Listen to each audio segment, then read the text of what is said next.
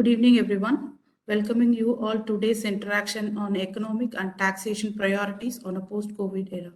Now we start the session with welcome address. I request Mr. V.N. Shivashankar, Vice President SICI, to deliver the welcome remarks. Over to you, sir. Evening. Welcome all of you. It's my pleasure to welcome all of you to this interesting interaction we are going to have this evening.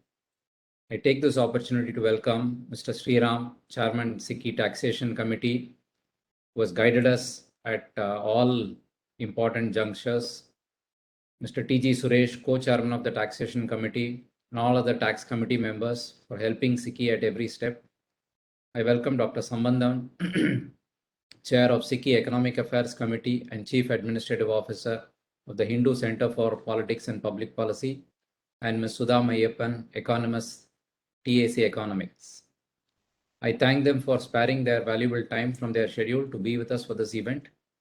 I take this opportunity to welcome all participants for joining us today. As all of you must be aware, 2021 is certainly a landmark year in human history. Nobody expected, while people were expecting complete growth due to the multiple waves of coronavirus worldwide, which occurred at different points of time, has resulted in severe setbacks to industrial growth and production. It has also made key changes in the way organizations work and deliver value to its stakeholders. In spite of what is interesting and what is quite commendable is that in spite of several disruptions because of the COVID restrictions, businesses have managed to innovate and manage to add greater value to their stakeholders. Government has also had to grapple with the challenges of fighting the pandemic at one end while at the same time nurturing the economy. So in this context, the budget of 22-23 was one of the eagerly awaited events, and it did deliver on several fronts. SICI welcomed the union budget and commented that the budget proposals rightly prioritize growth-oriented measures over fiscal considerations. Chamber felt that the budget proposals were filled with the much-needed measures in strategic areas. It's very evident that the government considers the priority to accelerate growth in infrastructure, banking, agriculture, aerospace, and defense. In fact, agriculture assumes to be a key thrust area because a lot of proposals which they have done have been built around to make sure agricultural produce can be delivered. Proposal to launch a digital rupee is really a landmark measure, and we hope that this becomes a law soon. The debate is still going on whether to use blockchain or other technology, but whatever it is a great measure which will significantly reduce use of cash and almost completely eliminate black money. SICI also welcomed the allocation in the budget for defense to the domestic industry to promote Make in India, Atmanirbharta, and reduce dependence on imports. This, coupled with the fact that Tamil Nadu has a good industrial base for defense, really means a lot for the state as well. The move to replace the Special Economic Zones Act with a proposed new legislation is a much needed measure. I'm sure that this will boost compliance and boost growth in SEZs. Please permit me to say a couple of words about SICI. Founded in 1909, it has now crossed more than 110 years. Though this chamber is a leading regional chamber, it possesses a national outlook with excellent relationship with both the central government and the state governments. In fact, I'm happy to note that SICI has become the preferred chamber for the state government owing to the proactive outreach which the Secretariat has done commendably. SICI was formed under the inspiration of Mahatma Gandhi, inheriting a rich tradition while at the same time remaining youthful, dynamic, and embracing change. SICI undertakes various initiatives to act as a catalyst for industrial growth, including conducting knowledge missions, training programs, skill development, etc. Key outcome of all these initiatives helps in creating a conducive climate for industrial development in Tamil Nadu. With these few words, I welcome one and all to this important session, and let us all proceed to hear the experts here with us share their views on this important topic. Thank you. Thank you, sir, for your warm welcome. Now we move on to the panel. I request Mr. B. Sriram to set the context and introduce the panel. Mr. B. Sriram is the chair of our SICI Indirect Taxation Committee and senior partner in Ernst & Young, looking after indirect taxes. He has been advising clients on indirect taxes for more than two decades. He has been a thought leader in GST, helping clients transition into GST smoothly in the year 2017. He is a regular speaker in various forums. He is a law graduate with associate membership with the Institute of Company Secretaries of India. With these words, I request Mr. B. Sriram to take over the session. Sir, over to you. Thank you. Thank you, Vice President. Thanks, SICI, for once again organizing this budget presentation, post-budget presentation. Of course, the budget itself was conceived again under the shadow of the second year in a row, under the shadow of COVID. And just that we are coming out of the third wave of Omicron, the budget was enacted. And there were strong headwinds in terms of in arena of international scenario. There are strong headwinds like crude oil price going up to $90 per barrel, Ukraine-Russia conflict simmering there up north, and China supply chain disrupted completely, disrupting several industries across last couple of years, including particularly chips and the automobile industry, impacting many of the companies in Chennai and all across India. So this was the context, and this was the international scenario in the context in the context of which this budget was enacted, was presented by the finance minister, and this was not supposed to be a standalone, a new kind of policy budget. This is supposed to be a continuation of what this government has been standing out for the last few years in terms of what they want to eventually achieve out of this economy. The main focus of this government seems to be to do Make in India, which is touted to be called as Atmanirbhar Bharat.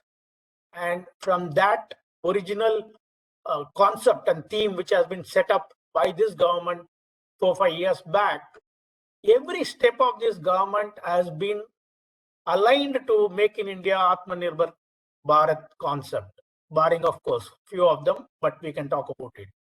But most of the major ones are all aligned to Make in India, exports, value addition in the country, and so on and so forth.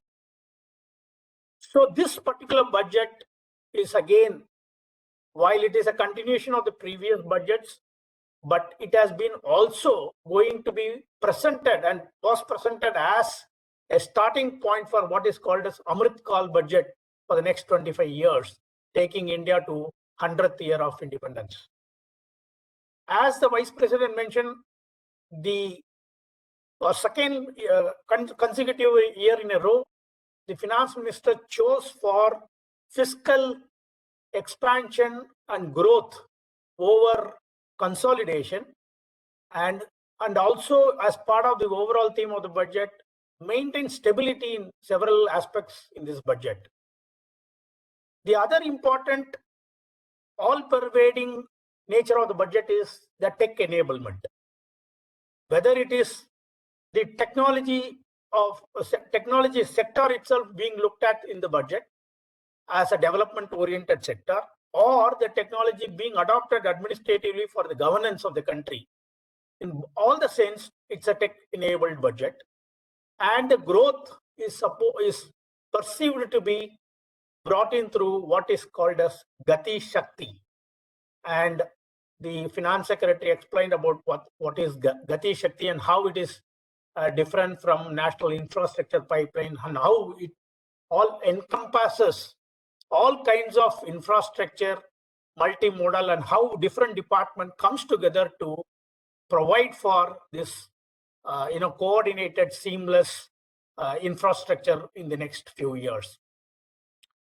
Of course, Gati Shakti itself is touted to be having 7 engines of growth, and towards that end, obviously, in the second year in a row, the capex has been quite steeply hiked in this year's budget as well.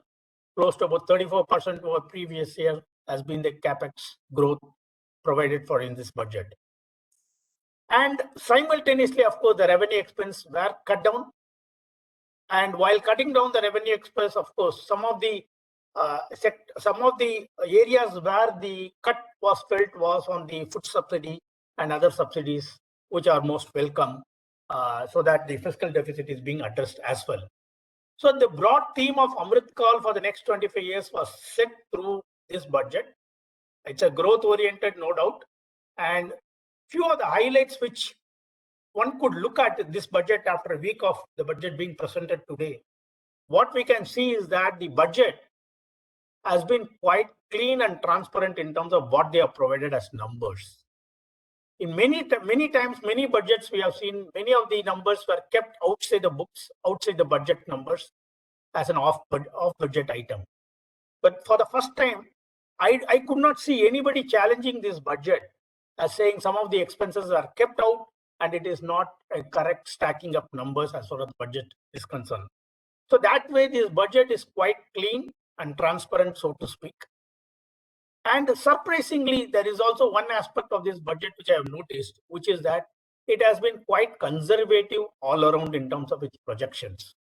Be it revenue projection or be it growth projection, it has been quite conservative in its approach.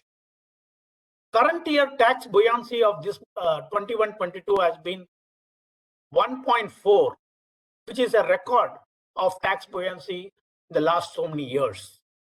But for next year, they still took a tax buoyancy of only about 0.9, which is less than a 1-to-1 correlation with the GDP growth. So there again, it was taken as very conservative tax collection projection for the next year, 22-23. And tax buoyancy for current year, of course, was achieved based on various factors, including the revival of business, but also the way in which the tech was adopted overall in tax administration and collection. Particularly both in the GST as well as in income tax, tech has been really been the one pillar which has been driving the collection and which has been putting fear in the mind of the taxpayers to ensure that there has been no leakage or evasion. In GST, for that matter, over the last 3-4 years since implementation in 2017, starting from the GST network with all its glitches and blips, it was all sorted out, and over a period of last 3-4 years, despite several shortcomings, every time it has been addressed, every time it has been improved, and new concepts and new formats have been brought in.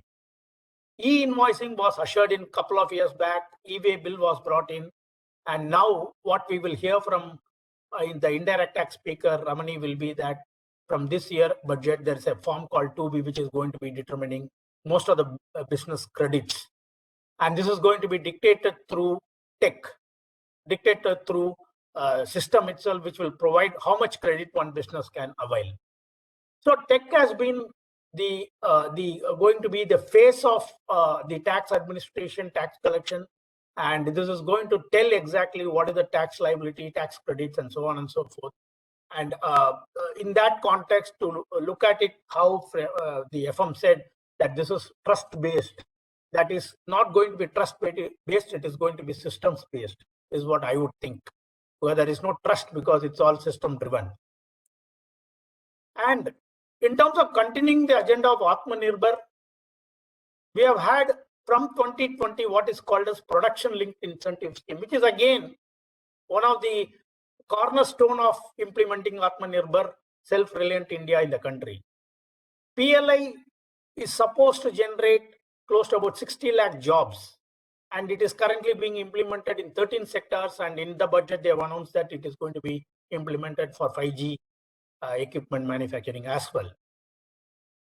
So all across, whether it is automobile, whether it is electric vehicle, ACC, advanced chemistry cells, white goods, food, large scale electronic manufacturing, every aspect of the futuristic sectors which are sought to be grown by the government were covered under the PLI, and it is not going to be the end. There are going to be few more sectors which are going to be added in PLI.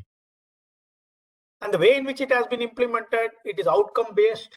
It is clearly defined what you can expect out of the PLI for the government, for the employment, for the investment, for the production capacity, and for the investor, what is the incentive. So all of these are quite clearly tangibly measured and provided for. It's a very, very good scheme which in the next 5 years is going to change the face of some of these sectors. So PLI has been one of the main stay for Atmanirbhar. And of course, the Vice President talked about the special economic zone. Special economic zone is there in the country since 2000. Unfortunately, it could not replicate what China could do in terms of the size and the scale. A 2005 Act of SEZ could really bring about regulatory framework for the SEZ working in the country. However, somewhere it is felt that it is not able to add up to the scale and size what the government wants to do.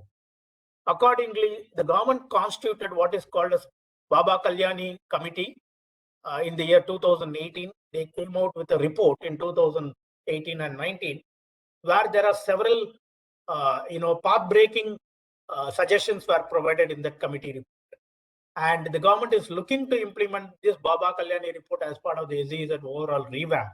And they have talked about completely scrapping the existing SEZ Act and bringing a new act to provide for various fresh features which are there currently, not there in the current SEZ enactment. The SEZ is itself, as per Baba Kalyani report, was sought to be changed, renamed as, instead of export-based or export-related zone, it should be based as employment and economic enclave zones. That's what the Baba Kalyani report was suggesting to have SEZ as. So from an export focus, they want to ensure that it creates employment. They want to ensure that it creates economic excellence in some of these zones, which they will convert into triple E, or they will convert or bring in new investment into the new SEZs. So these were some of the highlights of the budget, which I thought were quite growth oriented, and it is providing for the future generations in the next 25 years. But of course, there are a couple of aspects which are to be talked about in terms of flip side. One is from the tax point of view, the retrospective amendments which they keep bringing year after year to nullify or annul some of the Supreme Court decisions. That is something which this government, when they came to power, was saying that something they do not want to be doing like the earlier previous regimes of government. So they wanted to ensure that there are no adversarial tax administration in the country, and retrospective amendment was supposed to be very, very adversarial. However, this budget also had few of the retrospective amendments, both in indirect and direct taxes. Some of them are beneficial, some of them are adversarial. We will talk about when the tax presentations were made by the respective speakers. So overall, the budget seems to be in line with growth, and it is with a lot of contingencies, of course, in 2022-23. The crude price, can it shot up? The inflation, will it get imported from outside India? Whether any further COVID waves will set in, which will disrupt the business and the economy. All of these are some of the other aspects which needs and which will have a play in the 22-23 budget's realization and what the finance minister has set herself for in the next year.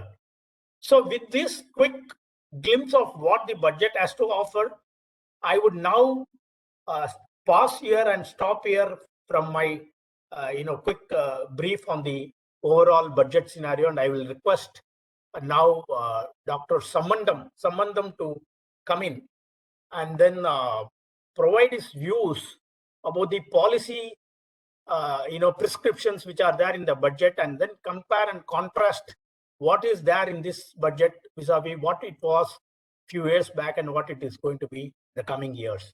I will just introduce Mr. Sambandam, Dr. Sambandam. Dr. Sambandam is Chair, SICI Economic Affairs Committee and Chief Administrative Officer, Hindu Center for Politics and Public Policy.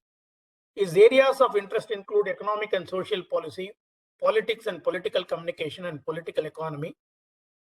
Highlights of his journalism career include interviews with scholars and heads of states, such as Samuel Huntington, noted economist Jeffrey Sachs, the former president of Sri Lanka, Chandrika Kumaratunga and Mahinda Rajapakse, and the former president of Maldives, Mamoun Abdul Gayoom.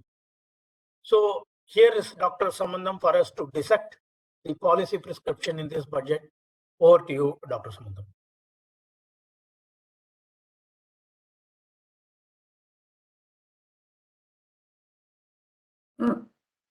Vinod, my colleagues who are sharing the panel today, Sudha, Sai and others, above all, esteemed members of SICI, the president, members of the management committee of SICI. I thank Sri very much for the very generous introduction, and I find it a bit difficult to stand up to the tall expectations laid out by Sri and others, but try I will. And an honest try, an honest attempt I will give, which is a lot in these days. I start with the budget for 2022, which has been variously praised and unpraised, to coin a new language word in modern vocabulary, because we keep coining a lot of phrases. Let me add with unpraised and praised aspects of the budget.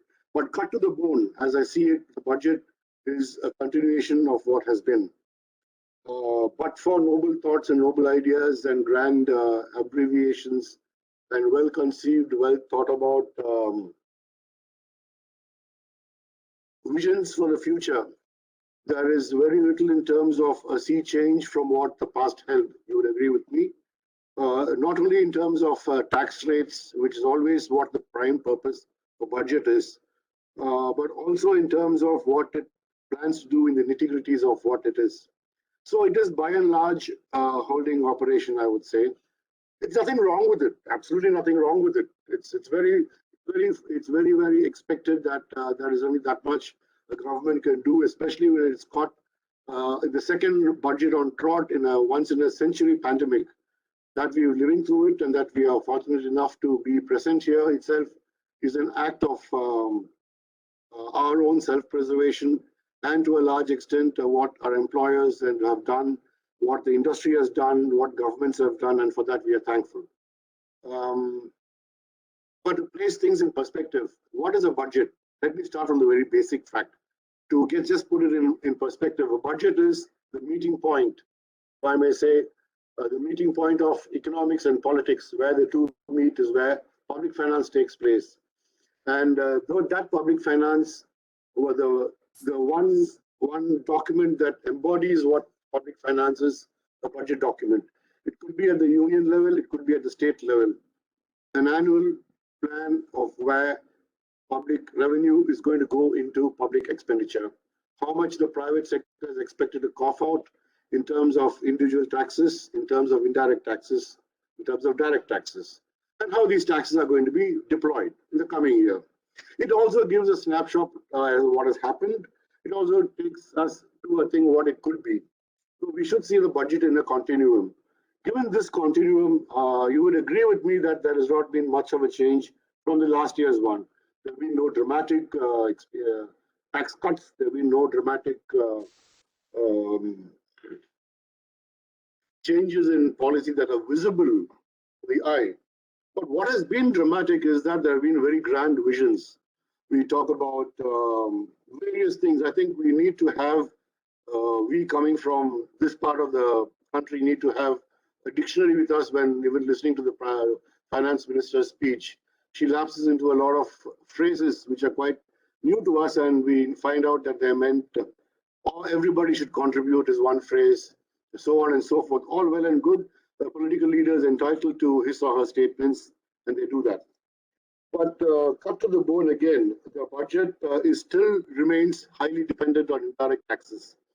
There is a lot of scope for rejigging direct taxes. Well, the question immediately thrown out is, where do we cut? We've already cut on certain things to do with corporate taxation. The details my corporate taxation friends would be able to give, because though the rate is high, in effect the incidence is low with all the exemptions given. But not so in indirect taxation framework, where everybody, you, me, and I, and a person who buys salt or water or whatever, the most taxable items are all subject to that indirect tax. What has unfortunately happened is that when India started out in the reforms process in 1991, the indirect tax percentage was very high. It was around the 80s, but percentage-wise. Then it was gradually brought down to 44% as a mix between direct and indirect taxes in 2014. And from 2014 to now, if you see, it has again climbed up to 55%. So that is the trajectory which we are placed at, and I don't see that trajectory changing. Then we talk about a lot of emphasis is given on crowding in to pump prime the economy, in which the public expenditures are put in terms of the 7 engines of growth. Again, not new. Again, have been talked about for a long time. Again, have been implemented for a long time, even during the previous NDA government led by Prime Minister Vajpayee. We had this infrastructure schemes, projects that have taken off, the corridors, everything. We are there. It's there for us to see. So not new again. What is new, in fact, is the coinage in which they say that these are the engines of growth. So we have a 7-engine growth now. I don't know how it's going to go. 1 engine is tough enough. 2 engines are even more complicated enough. But 7 engines. Let's wait and see. Let's watch the space and give the political leadership its opportunity to play itself out with regards to its policy in a manner it chooses to. Because we voted them in, and we have to reap what they give us. So, but that is one. The crowding in is also, in my view, an implicit admission that there is a sort of a recession going on. Because crowding in, crowding out, Keynesian economics itself, as we all know, came as a solution to a recession hit economy. And these are phrases that are very, very common: pump priming, crowding in, crowding out, public sector investment, etc., to increase the private sector, is classic Keynesian at its best. So Keynesianism works at a time when the economy is at, I would not say tailspin, that it would be catastrophizing it, that would be dramatizing it, which I don't want to do, and which is far from the truth, but the economy is not in good shape. So that is a tacit admission of that, is what we should realize, because by realizing that, we place at least less expectations on the political leadership. They also talk a lot about giving a lot of impetus to the private sector, and they talk about Keynesian economics as if it is, because Keynesian economics works very well in a system, in an economy which is near maturity, in which there is near full employment, and there is, I would assume, a lot more organized sector. But search as I may for a few words that really mean a lot for the economy, indeed for the private sector, are 2 important attributes. One is the informal sector itself, and the other one is social security. I am all, don't get me wrong, I'm all for a vibrant participation of the private sector in the economy. I'm all for a very good private sector as a growth engine, as a leader, as a leading part of the economy. I'm all for fine regulations. I'm all for all that. But I'm also all for a very vibrant, increased share of the organized economy in our country. In India, the organized economy is paltry. By very generous estimates, it could be about 10%. But by very realistic estimates, which you and I know, it should be less than 5%. So for an economy that rides itself on the unorganized sector, just one line talking about integration of the organized sector, I don't think the political leadership has seized the opportunity to really make the unorganized sector, give it a push in terms of demand creation, in terms of pump priming activities that would help the unorganized sector mainstream itself. What has actually happened in the past is that, in the recent past, is that we say that we have formalized the unorganized sector and we've given Swiggy gig opportunities for Swiggy drivers. We've called them partners, but in real fact, they still are contract workers in the unorganized sector. So this glossing over is what has been happening on. Give the politician his due. All politicians do that glossing over, but this is putting an entire yarn of wool around everybody's thing to our own self-delusion, which is not good for the economy going forward. The other thing is about social security, and think what one may, accepting the reference that they're getting social security to bring state government employees on a par with central government employees. There's nothing more about social sector. I would like to talk about, for instance, universal basic income. I would like to mention about universal health care. I would like talking about so many things that mean a lot for social security, but unfortunately, there isn't anything there. What really is there, in fact, is more concessions for the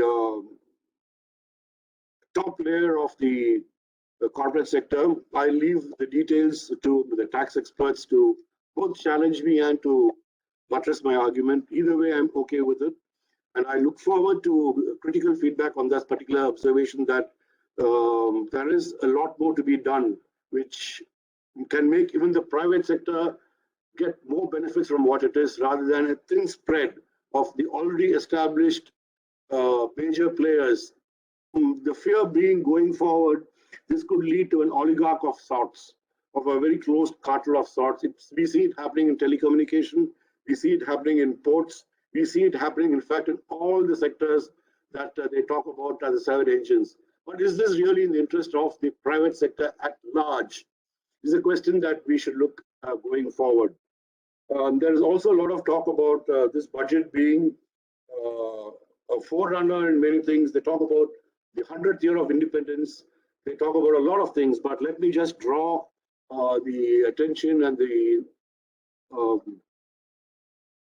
memory of all of us. I was a student at that time, and many of you would have been budding and well-settled entrepreneurs at that time. Now you're leaders of captains of industry. But roll back to 1985-86, when Vishwanath Pratap Singh was the finance minister, before he broke away with Rajiv Gandhi, the then prime minister, and started off on his own trajectory. He brought in what is called a long-term fiscal policy. And in that budget speech, he says, and I quote him, "The formulation of the budget is an annual exercise, but to be meaningful, it has to be set in a longer time frame. Our fiscal system has served us well. However, over the years, the objective conditions have changed, calling for new responses." And then he goes on and he says, "We will be moving towards the formulation of a long-term fiscal policy, co-terminus with the plan." If you remember, those were days of planning. I hope to initiate a debate on this after the budget session is over. So that was co-terminus of plan. It was more clear about what it was. It was the first attempt to break away from the shackles of what we now call the pre-90s license Raj.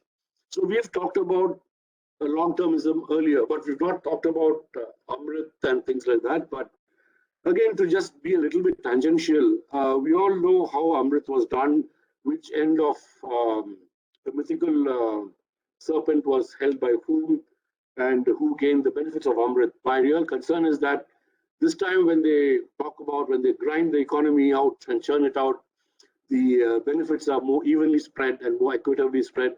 I don't see any evidence of that.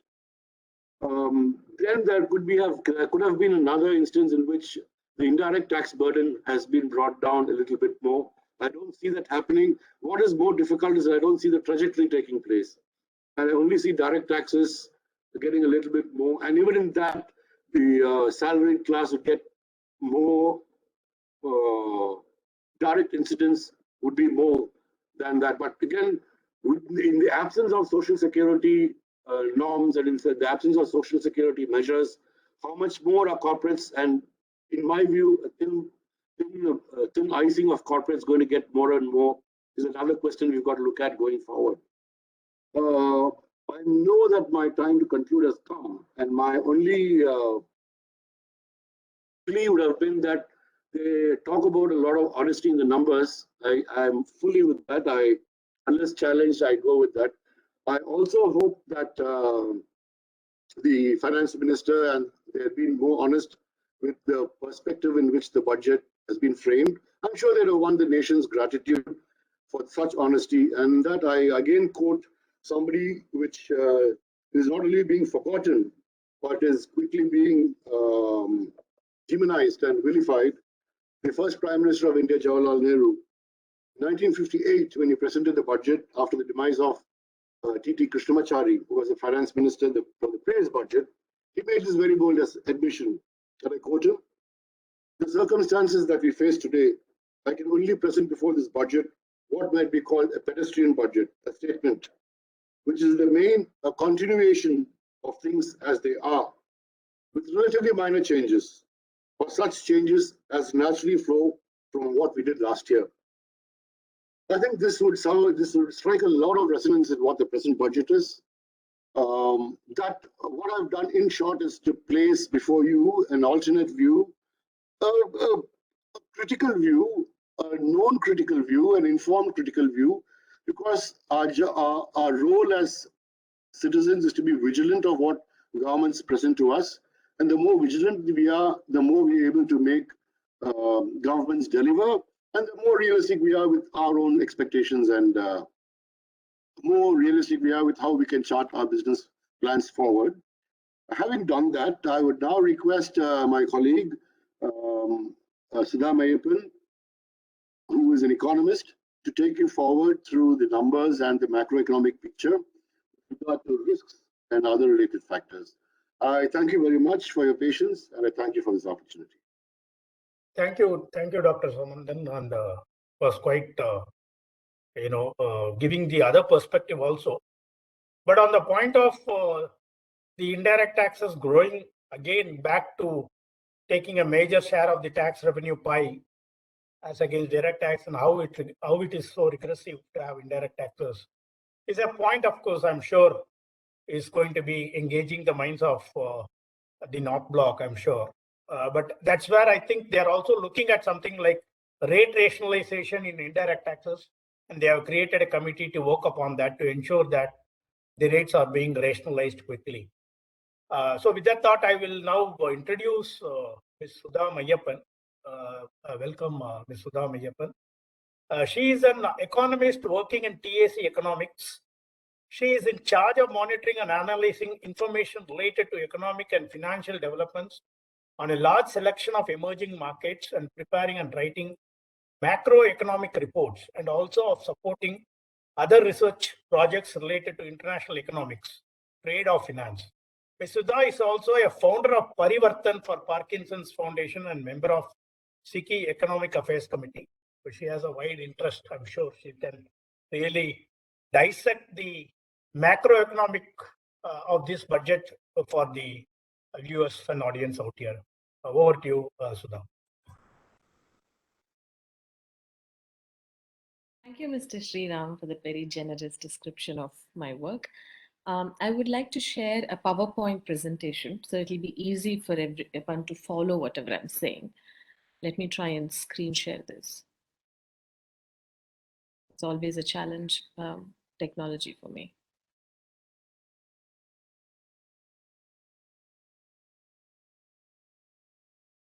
Oh, okay. Hold on. Just give me a minute.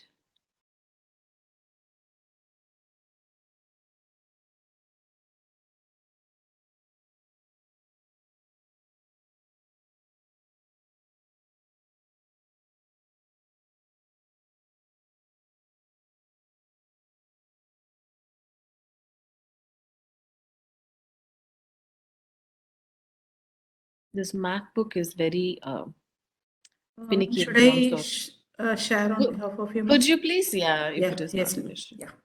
before I figure it out.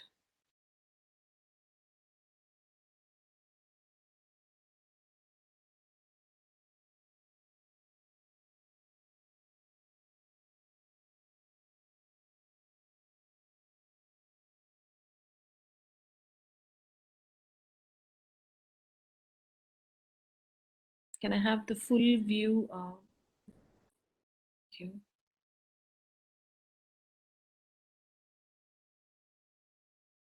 May I have the next slide, please? All of it, yeah. I don't know why it's coming one after the other. So most of the So most of the speakers before me, both Mr. Sriram and Sam, have spoken about laying a context for the budget. I would just like to re-emphasize a couple of points before I go further. So what is our view on TAC Economics? TAC Economics, we are a French consultancy firm. We're working with a lot of multilateral institutions, corporations in EU and banks. We provide them advisory services on international economics and financial issues.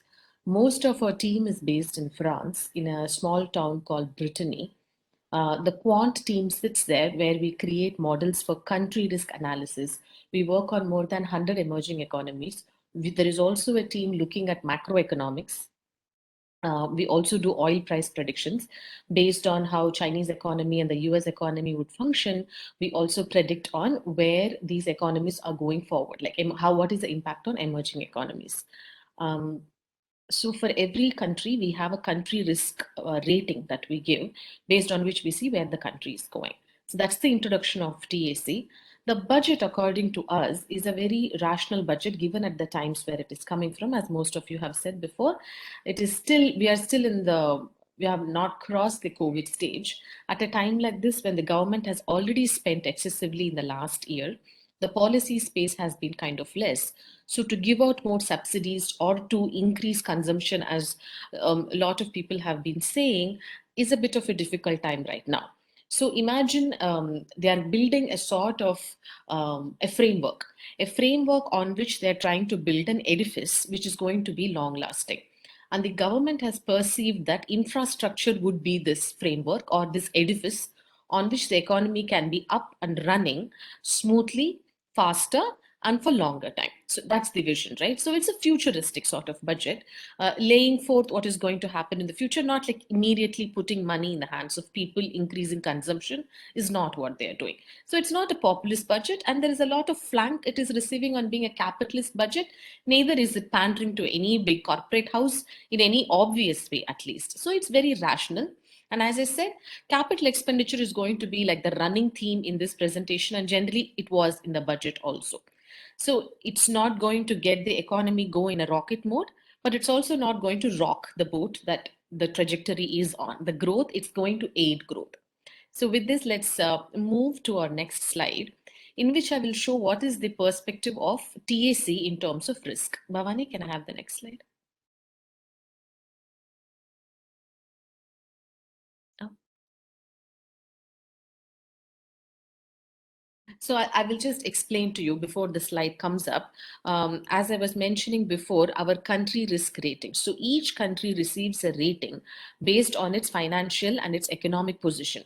We have something called balances where we input certain economic variables to see where the country stands in each of these balances, based on which we give a ranking for the countries. Now, for all the emerging economies, 50 is like an average rating that we give. If you look at this chart on your left, this bar chart, interestingly, India's risk has been coming down almost from the time we were hit by COVID. From what it was a little above 40, now it has come to 34.5. Now, this could be very surprising for a lot to see that amidst of a huge once in a lifetime pandemic and a major economic crash, India's economy still reduced in terms of risk perspective. I'll come to that later as to why. And on the right, we have the bar chart, which divides our risk. Country risk premium is what we say, which takes into account all sorts of risk an economy faces. Now, for India, there are only two risks, economic and political.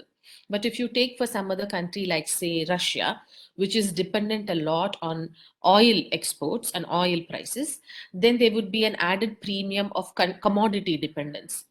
Again, if a country like Argentina, say, has a high dependence on external debt, then we have dependence on debt. In fact, there'll be like a payment risk on it. So none of those risks apply to India. It has only economic and political risk. And both these risks, once again, are average or below average. So 236 put together, the risk premium that we are giving a country is once again lesser than for all 100 emerging economies, where the average is somewhere around 420. So the risks have been much lesser compared to other economies, mostly because a lot of macroeconomic fundamentals for India have remained strong even during COVID. And of course, there has been a huge policy support too. May I have the next slide where I can describe a little bit on what has been going well for the economy? Most of you know these, but to know these as strengths and pillars of an economy, which actually helps in economic growth, one is the forex reserves. In India, comes about almost top 5 or 6 in the world in terms of the amount of reserves that India has. 568 billion is no small amount. Sometimes it even overtakes Russia in terms of how much forex it has. Also, the external debt exposure is very low in India, only 20%. And whatever debt that India is exposed to, the high forex reserves are able to meet that. And especially during COVID, which most of you know, India has had a lot of inflow of foreign direct investment, which did not happen to many emerging economies. And also the rebound after the dip in economic growth, the rebound has been very fast. Of course, there is a base effect, but despite that, the rebound has been fast. And in 2021 Q3, it has almost reached pre-pandemic level. Now let us focus on the graph that is on the left. Right here, the most important thing you'll have to notice is the from right, the second bar, the tallest one, where the capital expenditure 20.1, that is the capital formation, is the highest contribution to the growth. So these are various contributions to the growth. And after the dip in COVID, minus 24.4, when the growth really picked up, it was mostly due to capital formation. Now, this story is going to be repeated again through this budget. Like, what is going to propel economic growth? Not immediately, because it takes time, but eventually capital formation is going to drive growth, while unfortunately private consumption will be supported. It will not take off in a big way that it can take off. And also, interestingly, this is besides the point, but just something that all of you know, but just to re-emphasize this, India's growth already started coming down much before the pandemic hit. So 2018, it was 8.9. It has been gradually coming down due to various policy combinations that the government came with. As we all know, demonetization, GST, everything took a brunt on the economy. So it was already on a downswing when the COVID hit. So if you go back to my previous slide and look at the risks, in fact, the risk was going up between 2018 and 2020. The risk levels were fluctuating and staying a bit higher. But after COVID, because of the policy support, because of the inflow of FDI that came in, the risk levels have come down.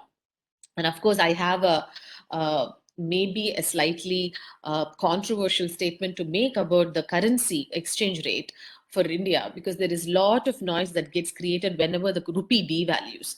In fact, the rupee, according to us, is not devalued enough to have enough export competitiveness to support our exports. So the government, that is the RBI, I shouldn't say the government, the RBI uses the forex reserves to maintain the currency, not allowing it to fall much higher, which could in fact help the exports. But of course, there is always a flip side, because India imports oil. Biggest import is oil, and that could hike up the bills. So this is to give a snapshot of why the economy has been strong. Even during COVID, that our risk levels have been lower. Can we go to the next slide, please?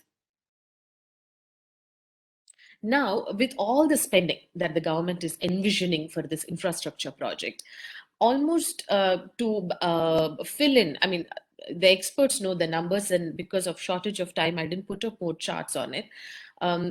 Almost 30% of the expenditure, the gap in the revenue to expenditure, is met with market borrowings, right? Not the gap, the total expenditure itself, almost 30% is financed by market borrowings. We have been running fiscal deficit for a while. Hence, it shows that public debt over the years has almost remained the same, but it shot up during the pandemic 2020 and 2021. It was hovering around 70% of GDP, the total public debt by India, and it has shot up now, which is not surprising.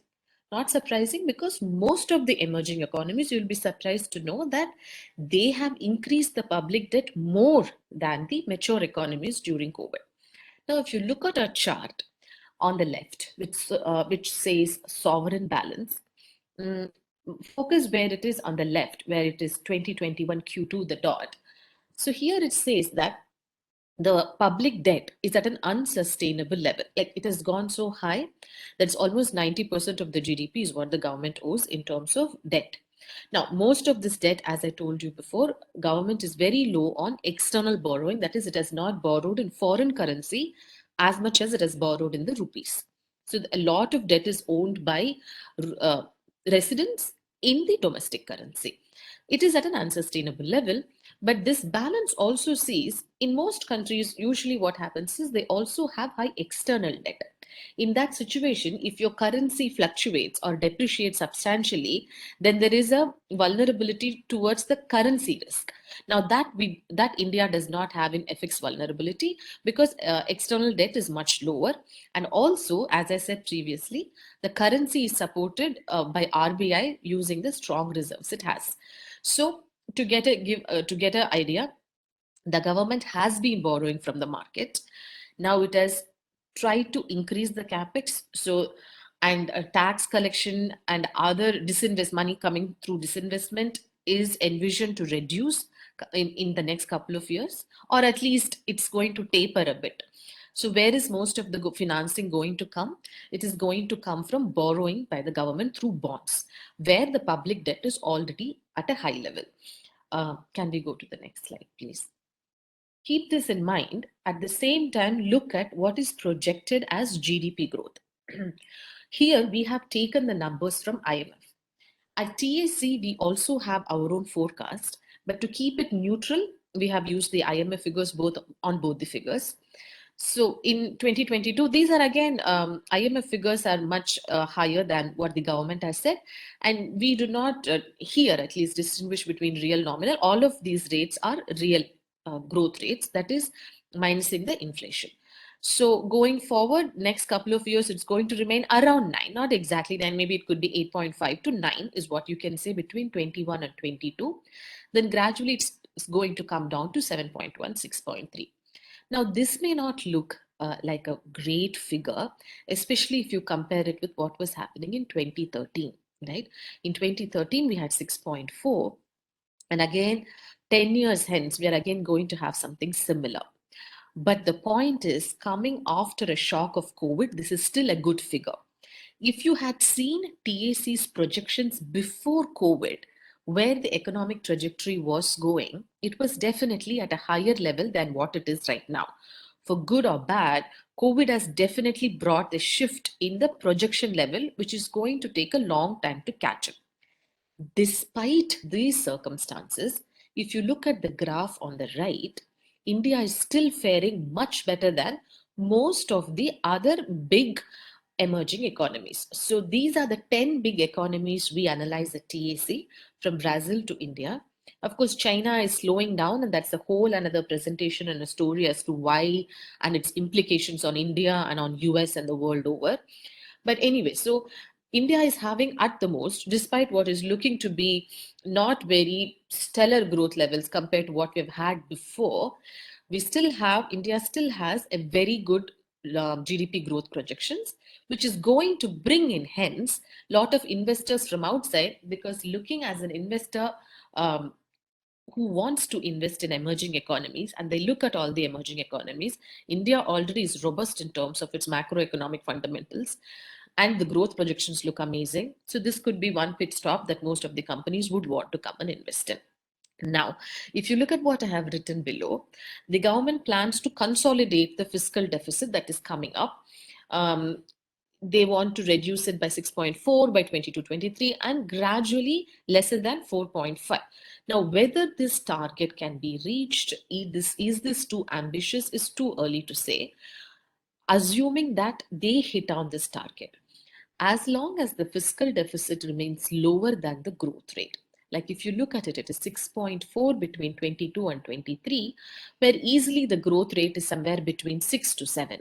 So it is marginally, only very marginally below the GDP growth. So although the public debt is at an unsustainable level, if it goes much beyond or if it goes further than the GDP, then there is a real problem in government to repay the debt back. Hence, that is precisely the reason why they are starting to consolidate soon after a big thrust right now. And when you talk about market borrowing, which is in government securities, bonds, the immediate question that comes to anybody's mind would be inflation. So we'll move on to the next slide where we talk about inflation. Right now, the inflation in December was slightly mildly below, it was around 5.6 or 5.7, which is, I mean, numbers are only mattering as much as, but for the policy maker, it matters. For a common man, whether it's 5.2 or 5.5, it doesn't matter when a kilo of tomato is very expensive. But for policymaker, as I said, it is still below the 6% of the target that RBI has. This is the reason why, despite the inflation going up recently, there has been no monetary normalization in India. But if you compare it with other countries, similar countries, emerging economies that I showed you before, the 10 key emerging economies, most of them have started to increase their interest rates. Again, each situation is different. In most of the country, private consumption has really taken off, where they had to increase the policy rates henceforth. But having said that, there is still very high food inflation because of energy prices. And as Mr. Sriram was saying rightly before, energy prices are going to be wildly volatile, at least in the next 1 month when the Ukraine situation seems extremely uncertain right now. TAC's projection for oil prices has been, I mean, taking some parts of the Ukraine crisis into consideration, between $65 per barrel to $85 per barrel through this year, averaging between 22 this year. So, but we were thinking it will go down eventually in the later part of 2022. And from there, supply demand conditions will work it out that oil prices will not soar to 95 or 100. This is the range that we were looking at. But again, the situation is volatile, one doesn't know. So the food prices still remain high, the wholesale prices still remain high. The government is now forced to increase the interest rate, which RBI is would anytime do. From 2020 Q2 to Q3, one rate hike is a definite possibility, especially so because US federal bank is Fed is going to increase its rate. And once that happens, as most of you know, there will be a capital outflow from emerging markets going into the United States. Hence, that will cause some exchange rate volatility, the currency would depreciate, and all that would happen. So to avoid that, RBI has to increase the rate. Now, with elevated policy rate, with an elevated inflation rate, this invariably increases the yield on bonds, which is the primary way of financing for the government. Increased yields means an expensive way of borrowing for the government, but this again is a very short term. By very short, I mean 1 to 1.5 years. There will be a struggle until the whole market adjusts. And this is not only in the hands of domestic policy in India, it's also a lot of global factors involved. So the borrowing, yes, it will be difficult and expensive for some time, but because these bonds are issued for a longer period of time, so over a period of time, it will balance out because inflation, as you can see, is slowly expected to taper down over the next years. Can we go to the next slide, please?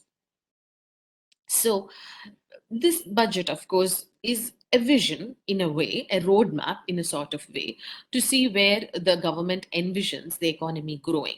But there are a lot of aspects, of course, of very structural, fundamental problems in India, which this budget or any one budget cannot address reasonably. So one, of course, this again is a known knowledge, but I feel compelled to bring it to people's notice that India has one of the poorest human development index most of it is matching to Africa or to countries like Bangladesh and Nepal.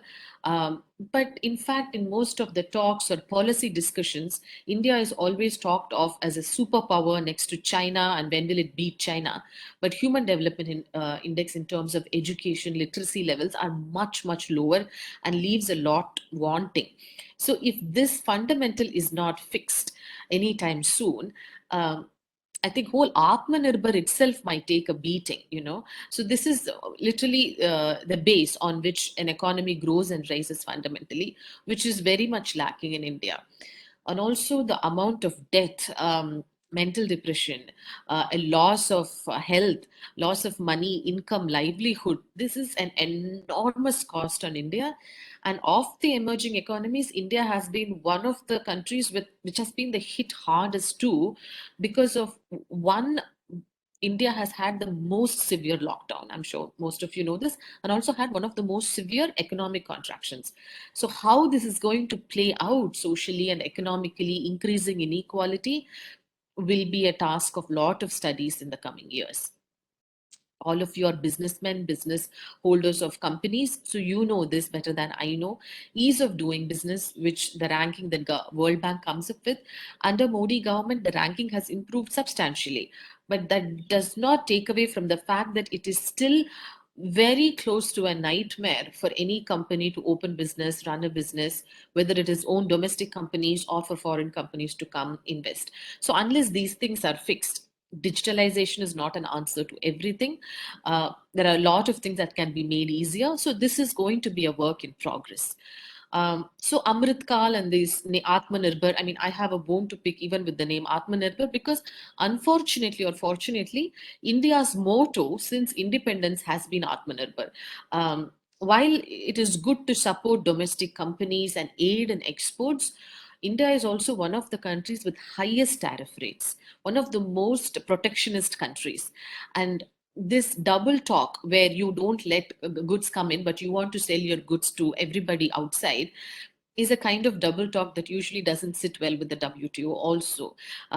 So with one engine of trade not running at its full speed, always is going to cause problem in terms of full swing of economic growth to what it is capable of. So Amrit Kal, I don't know, it seems a bit ambitious, but like whoever knows mythology, Hindu mythology, I'm sure all of you know, before the final Amrit comes out, there are a lot of other things that come because of the churning. Non-performing assets would go up. Banking sector is going to face hardships.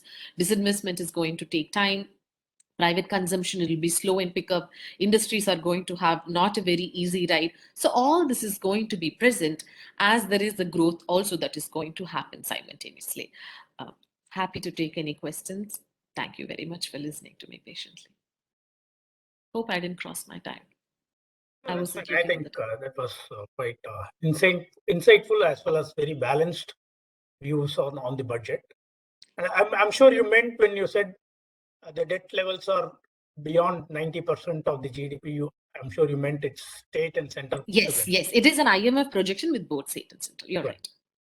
So yeah, so that way I think it's very, very insightful. I'm sure you're staying back, and maybe at the end, if you have time, 15 minutes, we will allocate for question and answer. If there are any questions, kindly please stay back and you can provide your views also.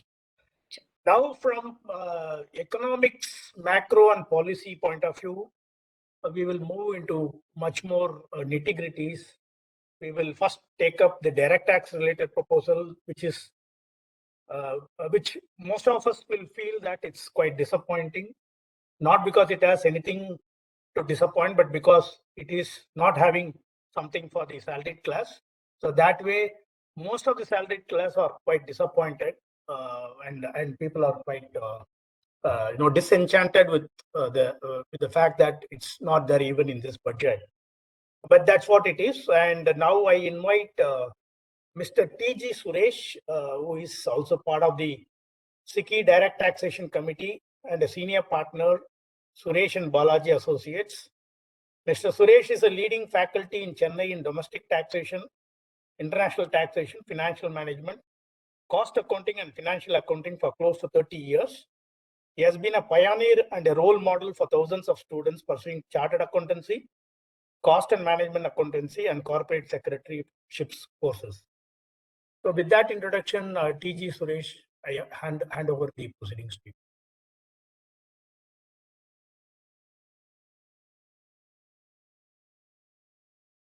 You have to unmute if I'm right.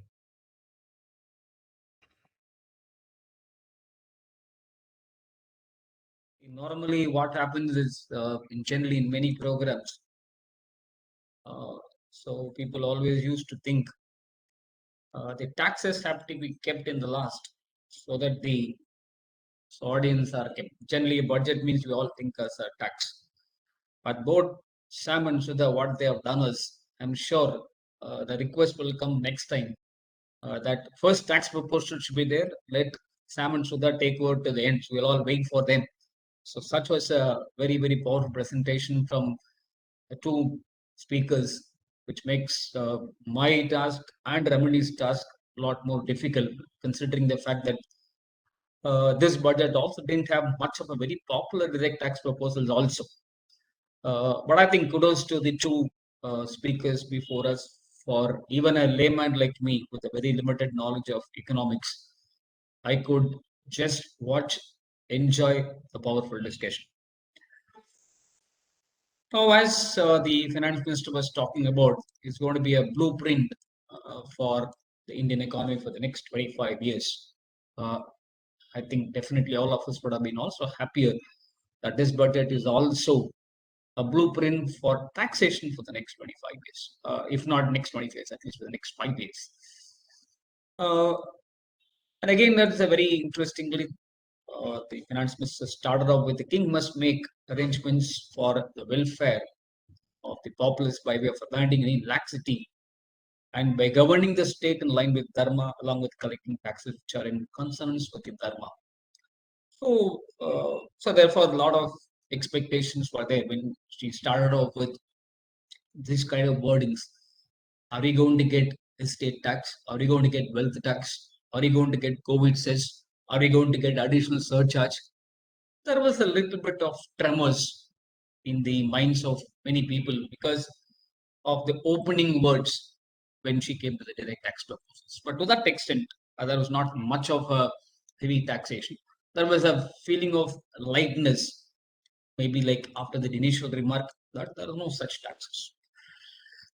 So again, maybe like we can have a very separate session on getting into the nitty-gritties of direct tax proposals. But what in my presentation today will broadly cover an overview of 12 points. I've just divided my discussion into 12 points. Instead of going more deep into it, I'll just give you a basic overview given the limited time we have. Maybe we can have a separate session for an in-depth discussion on all the tax proposals because the finance minister spent very limited time. But however, in the fine print, as always we used to say, the table lies in the fine print. But a lot of proposals are there which might require at least 2 hours of an in-depth discussion. And we at Siki will also give our follow-up reaction to all these proposals. You can also join us in giving your views also so that we can give us a post-budget memorandum. So first, the tax rates part of it. All of us were eagerly awaiting the tax rates. Will there be any change? Will there be a COVID cess? Will there be any increase or decrease in capital gains tax or security transaction tax? And will there be any increase or decrease in surcharge? So always what is surprising to all of us, many common people always ask this question to us as if we are going to frame the policy. So somewhere we do not know what to answer. Yes, sir, no, sir. So that kind of other thing is there. But at least I'm happy to the chartered accountants. People think that we know in advance many of these things. But I think, of course, all of you will be aware of these are all very, very secret process and not very hardly anybody even goes out during that period of time. So therefore, hardly any information will come. So on the tax side, I think we must accept no news is a good news. Similarly, there is no change in the tax rate itself, as the two economists were talking about the severe constraint at which we have been functioning now.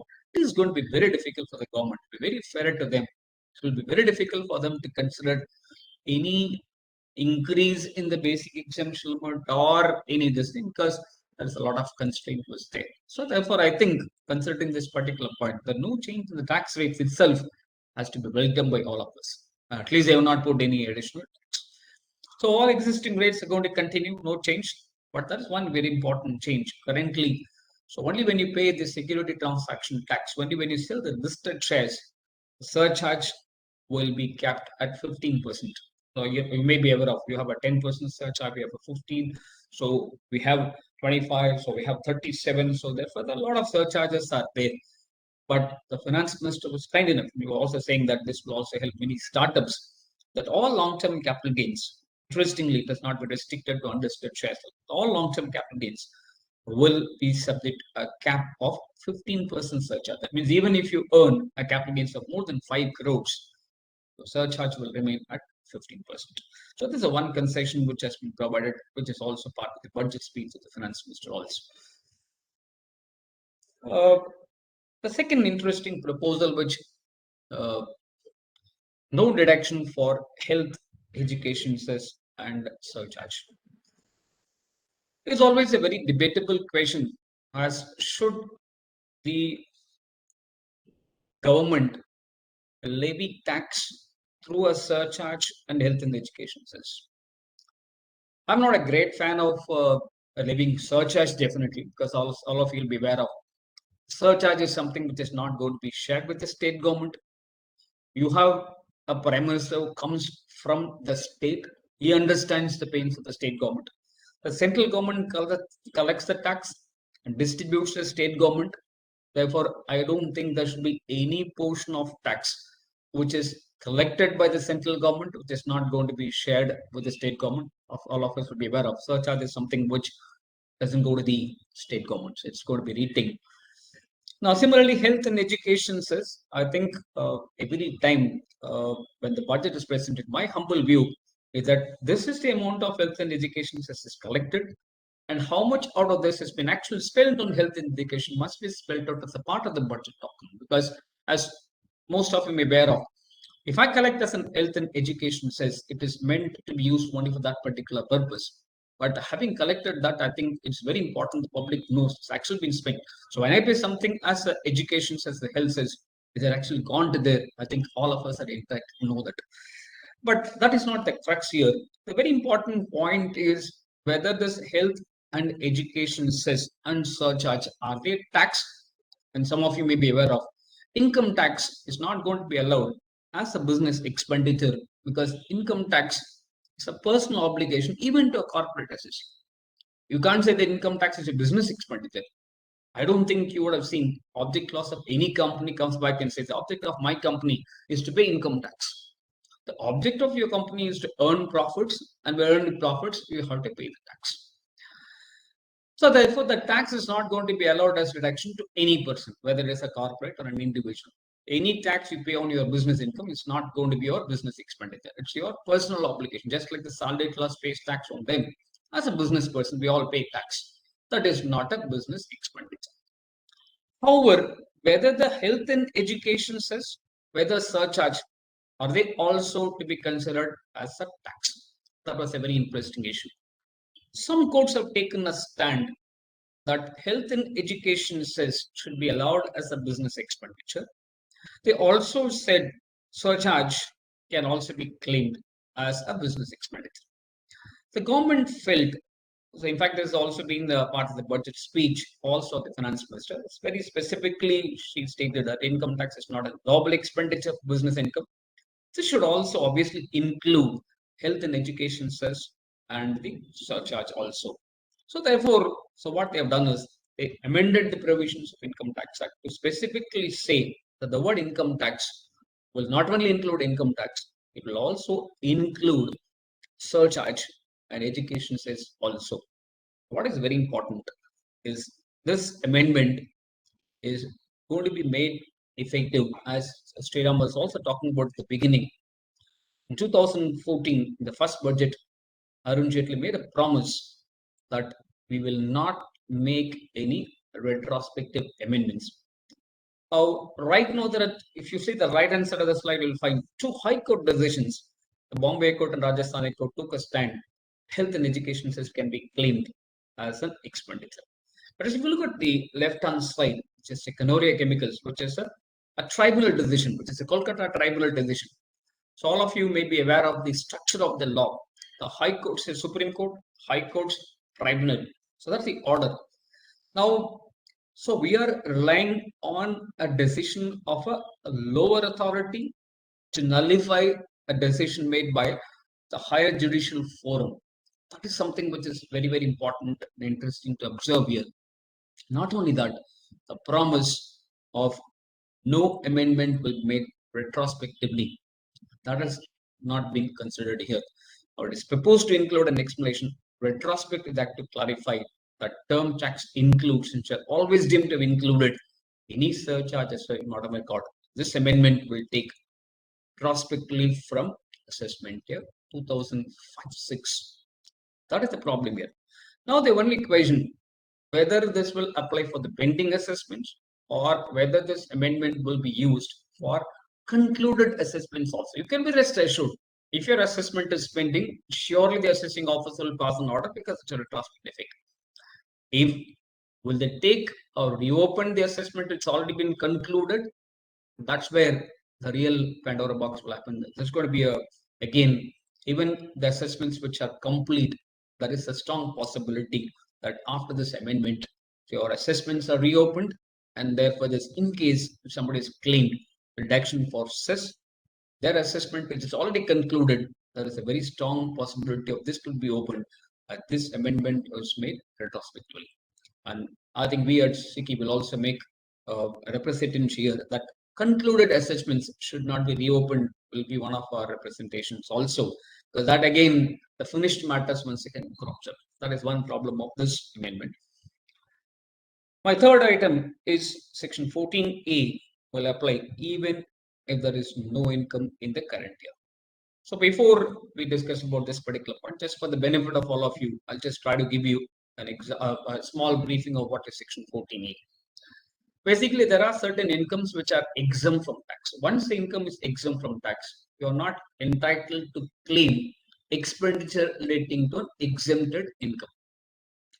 So this is basically the purpose of section 14 of the Income Tax Act. For example, for a substantial period of time from 1997 to 2000 up to last year, all of us know the dividends or income for mutual funds are actually exempt from tax. So till assessment year 2020-21. So if you have taken a loan for the purposes of investment in shares, since your dividends are exempt from tax, you cannot also claim the deduction for the interest on the capital borrowed. The fundamental premises is for exempted income, you cannot claim the expenditure. The problem here, the direct expenditures are more easier to calculate. For example, if you take a loan for borrowing for the shares, then it is easy for you to connect. But there are a lot of cases where the courts have held. Suppose if your share capital and reserves and surplus are adequate and you have a general borrowing, you cannot disallowed the expenditure because your free reserves and share capital are more than available for investment, therefore disallowance cannot be made.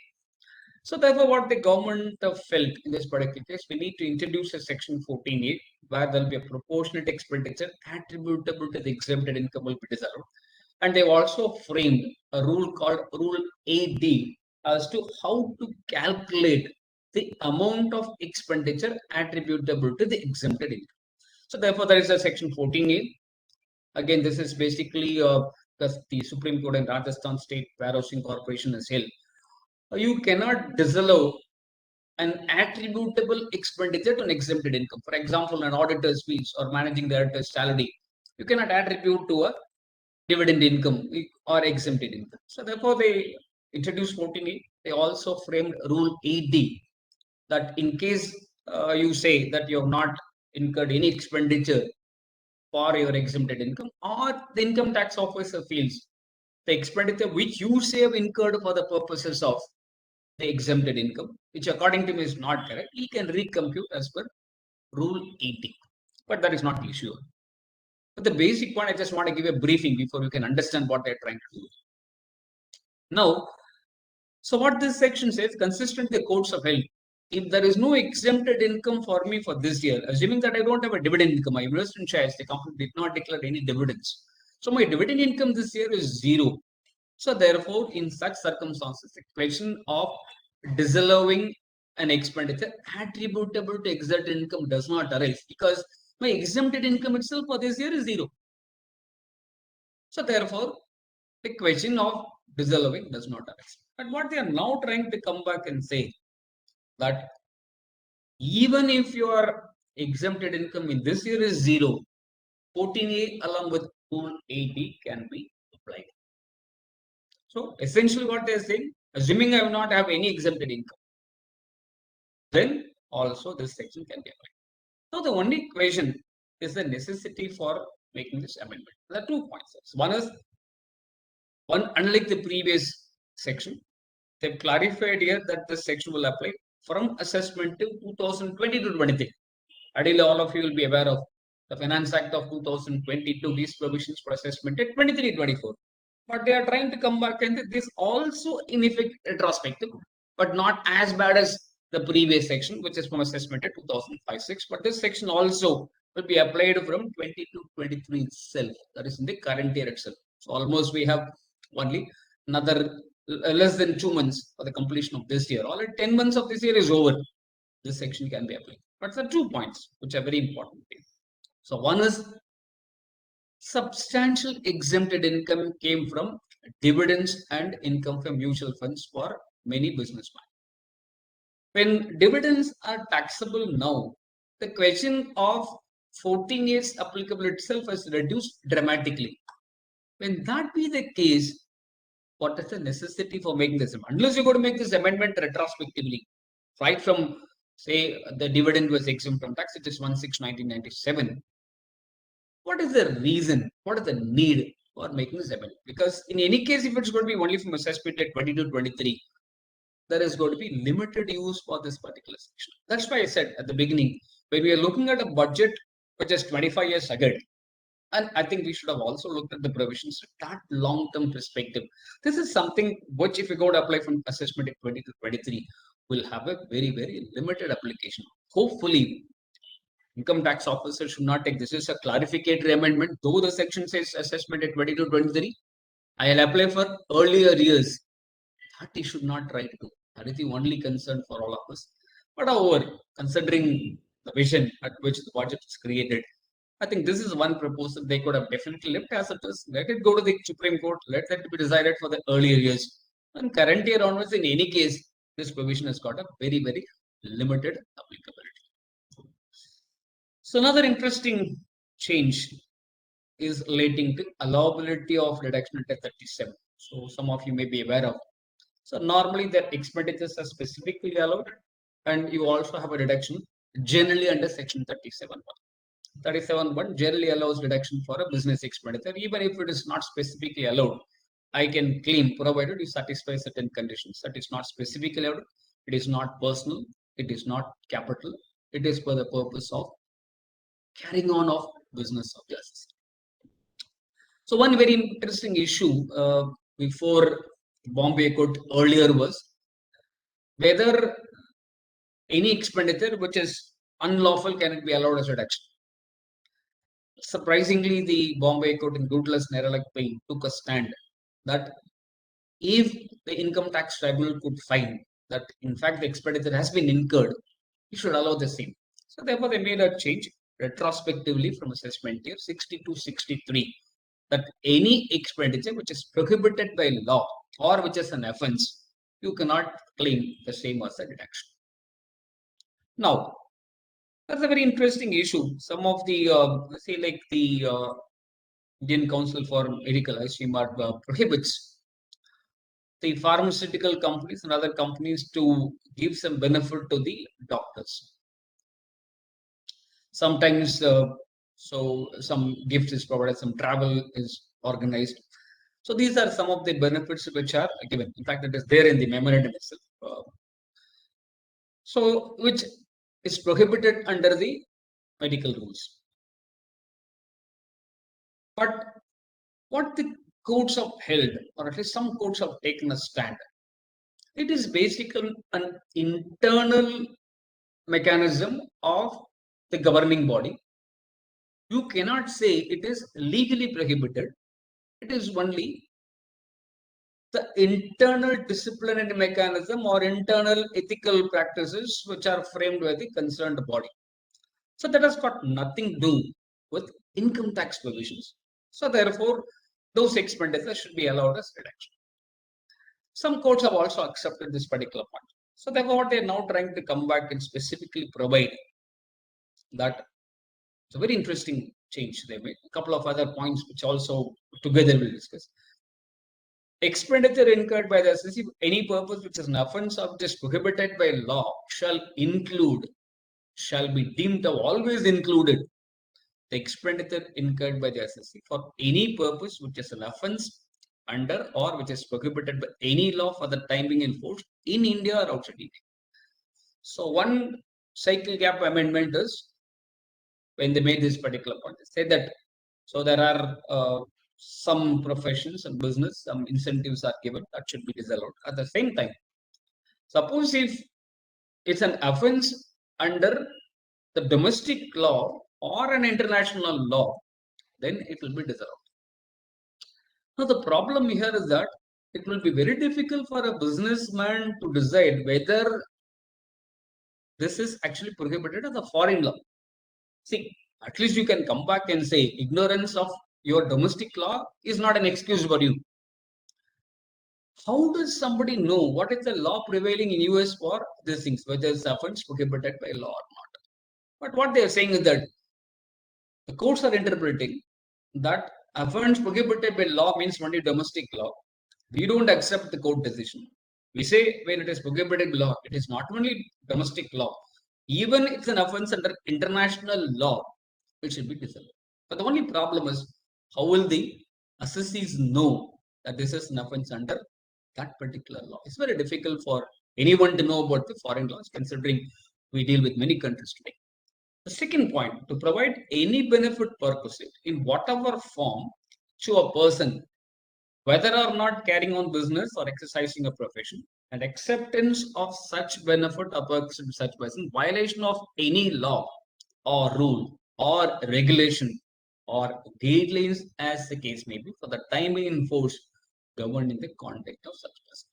For example, if Institute of Chartered Accountants of India or Bar Council of India or Medical Association of India, if they say that these are something which are prohibited, then if somebody still gets the benefit of perquisite in violation of those laws, that will also be considered as prohibited by law and therefore not. So therefore, the word prohibited by law has been extended to such an extent where if I'm governed by the ICI and somebody is governed by the Bar Council of India, somebody is governed by the Medical Council of India, or somebody is governed by Engineering Association, I don't know whether such association exists. So if you have your own guidelines or law under this thing, and if that law prohibits acceptance of any benefit or perquisite, then that will also be considered as prohibited by law. So this is a very interesting amendment. Again, like the previous amendment, this is also applicable from assessment in 2022-23. So you have to understand to this extent, this is also a retrospective amendment because already 10 months of this year is already gone. So we were in the last 2 months and the government possibly feels this is only a clarification. Let us apply from the current year itself. The only thing is that there is a possibility some people might take a stand since it is applicable only from assessment in 22-23 till assessment in 2021-22. They might take a stand that this will be allowed as a reduction, but we have to wait and see as to what stand the department takes for pending assessments. So again, this was my next item is the tax on the cryptocurrency. Again, it's a lot of people think this is an affirmation of the government on the legality of this, as the Revenue Secretary himself specifically stated. It is we are not the authority to say about the validity of this, but that will be decided by a different body. We are not the one. We are only talking about what will be the tax incidence of the same. So therefore, let us not confuse, let us not conclude that a framing of a tax provision means the government has accepted the legality of the cryptocurrency, which is not the case. I don't think we should take such kind of an aggressive stand. Having said this, they say that this is what the budget speech. There has been a phenomenal increase in the transactions in virtual digital assets. The magnitude and frequency of these transactions have made it imperative to provide for a specific tax regime. Accordingly, I provide a 30% tax on the virtual digital assets. A long definition of virtual digital assets. As I said, this itself will take 2 hours. So I'm not going to get into too much into the nitty-gritties of what is a virtual digital asset. There is a separate section has been included. It's just a very long list. It's going to be a one session we can do only for that. But what is very important here, you will not get any deduction except the cost, except your cost as a deduction. You can't claim anything as a deduction. And they also said we will also have a TDS mechanism for this transaction as reported. Further, if you make a gift of this asset also, that will be taxable. This is the budget, part of the budget speech. When we go to the provision, there is a specific provision introduced called 115 BBH, which says any expenditure except the cost of acquisition will be allowed as reduction. And set off of any loss shall not be allowed to the provisions while computing this. That means if I have a house property loss, I cannot set off against the income from this virtual digital asset and thereby reduce my 30%. Essentially, what they are trying to do is this has been viewed more like a lottery. The only difference is in the case of a lottery, even purchase of lottery ticket is not allowed. At least here, the purchase cost of the virtual digital asset is actually allowed. So now the third point, bullet point is very important here. There is no set off of any loss arising from transfer of virtual digital shall be allowed against any income computed under any other provisions of this act, and such loss shall not be allowed to be carried. So two things. One is you cannot get the set off of loss. That means any loss which you have against the virtual digital, definitely that you can set off. That's not a problem. A lot of people are saying, in fact, many people are writing, hedge you win, tails you lose, all that stuff. That is not the case. If I have a income from crypto asset, a loss from crypto asset, that I can set off. That's not a problem at all. The only thing what is not allowed, carry forward to the future years is not allowed. That's one point. The second point here to be noted. So in this particular case, still assessment year 2022-23 is not a problem because this amendment is applicable only from assessment year 23-24. That means if you book a loss, if you have a loss till 31st March 2022, this provision will not have any effect. So that means if anybody has got a loss which incurred up to 31st March 2022 on crypto, so that will be treated like either as a business loss or a capital gains loss, because that of course will be subject to some litigation, but there is no problem at all. But even from the next year, please understand, people say that you make a profit, you pay 30% tax, you make a loss, you are not alone. You make a loss against virtual digital asset, adjust against that profit, then pay 30% tax. Any other loss alone is not allowed. And you are also not allowed to carry forward this net amount of loss if you still have. That you cannot take it to the next year. That's what you must understand. Carefully read the third bullet point. You'll be very clear on this particular part. Until assessment day 2022-23, if you have a loss, no problem. That you can carry forward and adjust. So those are some very fine points about this one. So that's the very, my sixth point. Sriram, you can stop me whenever you can, considering I don't want to delay the timing, but I have some another 5-10 minutes to go. Yeah, maybe 5 minutes should be fine, Suresh. I think. Yeah. So there is a very interesting point which they call as an updated return. Normally we know that voluntary return, related return, revised return. Now we have a new concept called updated return. So this is a very interesting, again, this is formed part of the budget speech. So the finance minister is saying India is growing at an accelerated pace, blah, blah, blah. So there is a lot of taxpayers and they committed omissions, mistakes currently. So therefore, we just want them to give an extra time of 2 years to correct yourself and come back. This is more for a voluntary disclosure. We want to go for non-adversarial regime. We just want you to comply with the law. Perfect. So all look very nice. But I just want you to bring it to your attention.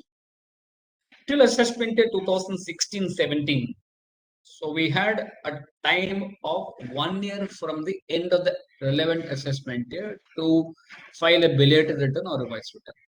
I'm just taking my example in the last column. It's only for assessment in 2020, so just easy understanding. That means if the old provision had continued for assessment year 2021, I would have got time till 31st March 2022 to file my belated as well as revised return. That means I can include my omitted incomes and pay tax till 31st March 2022. So from assessment test 17-18 to 2021, they reduced this by 1 year. That is, instead of 1 year from the end of the relevant assessment year, they made it as before the end of the relevant assessment year. I'm not considering, this is without considering the extension due to pandemic, just leave it. Taking the same example, for assessment in 2021, the time limit has been reduced from 31st March 2022 to 31st March 2021. So just you should understand the tracker here. First, I had time till 31st March 2020 for assessment in 2021, which in any case was given to me to rectify any omissions. That was reduced by 1 year from 17-18 to 2021. It was further reduced for another 3 months. That means from assessment at 21-22 for assessment at 2021, 31st December 2020. Just one very intricate point, which please understand. Try to take a couple of minutes to understand this particular point. Only in recent time, already I had a mechanism whereby I can correct my omissions and mistakes, pay the tax. I had time till March 22, that was reduced to March 21, that was reduced to December 2020. Now, what they are now saying, you will get a chance to update your return. See, these are already available to me. Please understand this. So already available to me. That was reduced. And now I just come back and say, look, we have more data now today. We have more information. So therefore, what they come back and say, we will give you up to 24 months. But if you take that time, if you do it within 12 months, on the tax plus interest, you have to pay 25% extra amount. Earlier, it was not there at all. That means if I do, see, you have reduced my time substantially, and then you come back and say you can go back to the older provision, but in a slightly different name.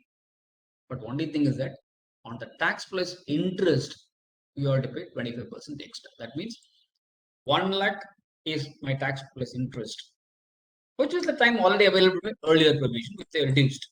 And they said that you will get the same time, but pay 25% on the tax plus interest if you do it within 12 months, and pay 50% on the tax plus interest if you do it between 1 year to 2 years.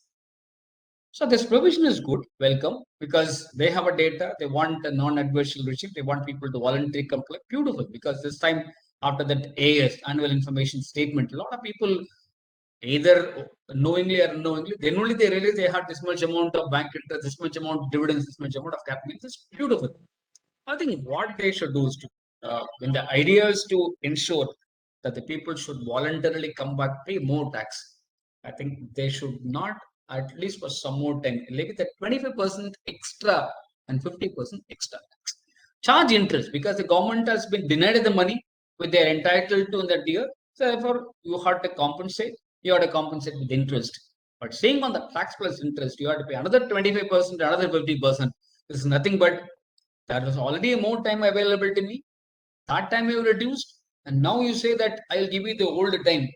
But that old time should come with an extra 25% and 50%.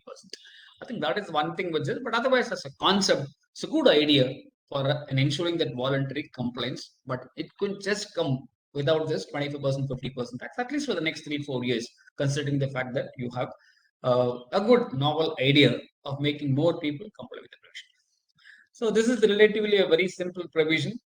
Startups get a tax holiday under PTIC, so that they're given 1 more year time to start up a company. And similarly, new manufacturing companies will be paying 15% tax. That was coming to an end on 31st March 2023. So what I said that due to pandemic, so we give that 1 year extra time for tax holiday for startup, and that 15% concessional tax for manufacturing units, given I think a lot of my predecessors talked about Atmanirbhar. So therefore, that 15% concession tax regime for Make in India, that is extended by 1 more year, primarily because of the fact that we have the COVID-related disturbances.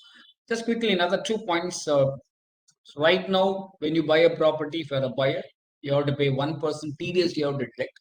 So what they're now saying that earlier this requirement was there only to deduct TDS only on the actual consideration. Now they say you are deduct on the actual consideration or stamp duty value, whichever is more. So, and quickly on, so another very interesting section they've introduced, especially if you're a businessman, you have to be aware of this particular point. So maybe you may launch a scheme whereby if you achieve a sales target, we will give you a car. We will give you some kind of benefits may be given. Now, if you're going to do it from 1st July 2022, and if the amount or the value is going to be more than 20,000 rupees, then you have to deduct TDS. So 194R, a new section is introduced. Now, right now we have A to Z in TDS provisions. You have virtually, I think they can simplify the TDS provision by saying that anything will attract TDS. I think we can come to that and making 4 or 5 provisions rather than such a long list of provisions, very difficult to comply with. So yet another compliance burden for many businessmen. Next time when you launch a sales promotion scheme and that value is going to cross 20,000, you have to start deducting TDS. Very important provision applicable from 1st July 2022. So other small changes are there. But the most important point is the bonus stripping, which is earlier applicable only for mutual funds. Now it is applicable to all shares. There was a high rate of TDS for people who don't file the tax returns for 2 years, that reduced to 1 year. And of course, if you have a company outside India on which you invested 26%, any dividends you receive from there was attracting a 15% tax, but they removed it. And any conversion of interest and debentures, you have to pay tax, you cannot claim this reduction. But the most important point, if you take a loan from any person, and if you're not able to explain the source of that loan, you have to pay 60% tax plus surcharge plus cess. Be careful of this provision. It's applicable from assessment at 23-24, which is a very, very important provision. When you take a loan or any liability, you should know from whom you are taking, and you should have a perfect data of that. Otherwise, you have to pay 60% plus, because generally loan is not an income, but they're just trying to come back and say loan will be income, provided you are not able to explain from who you have taken the loan, or that person is not able to explain his source, and end up in paying more tax. So I think a lot of misses are there considering the time constraint. So I will stop with this. So Sriram is already looking slightly nervous. He's switched on the video. So thank you for the Suresh, it was as always, it's always an in-depth analysis from you. So I think we need a one-day session for you, not half-an-hour session. Certainly, we will arrange one for that. Okay. First of all, apologies to all the participants for going beyond our time. But I'm still seeing some 50 people are there, so we will take it as a consent for us to extend the session by half an hour, going up to 7 o'clock. With that, I quickly introduce Ramani. NVS Ramani works in E&Y along with me as senior manager. He specializes in indirect taxes. He will now present on the indirect tax related proposals of this budget. Over to you, Ramani. Yeah. Thank you, sir. Good evening, all. Am I audible, sir? Yeah. Yeah. Okay. Thanks. So thank you, Suresh, sir, and thank you to my previous speakers. So I will broadly cover this section in 2 themes. One is, as Sriram sir told, the move towards digitalization and the move on removing the court ruling related court rulings, basically to nullify few of the court rulings. And the indirect tax had no different agenda, but only to do these 2. Very major amendments have been only on these 2 themes, particularly. First one is on the GST side. I would like to take up is the ITC related changes. There have been a vast changes in the ITC side that has come up. While few of the changes have already been there in the rules in the form of introduction of 2B and all, there was no clear legal backing for all of those things. Now the legislator has intended to give a sufficient backing for Rule 2B in order to get struck down by court of law at a future point of time. So now Section 16 is also being amended to tell that any credit, whatever comes in GST or 2B, and the same should not be restricted in the 2B statement itself.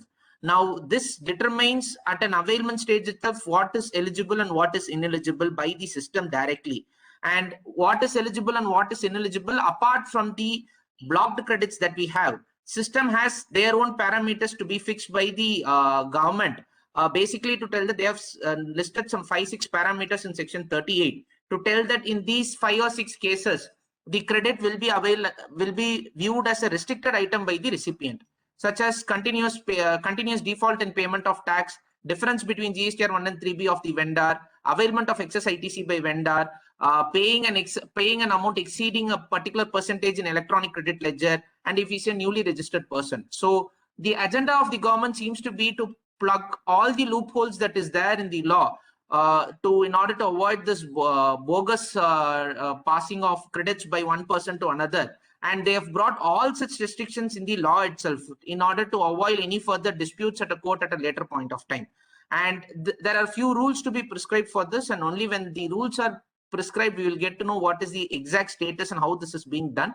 Because as everybody will be aware, GSTR 2B is a very static statement and it appears only once in a month, and how there are few restrictions which are dependent on filing of 3B by the vendors. Now, how this is going to take place is something we'll have to wait and watch for in the upcoming days. How the government is going to prescribe the rules for this is something we need to wait and watch for.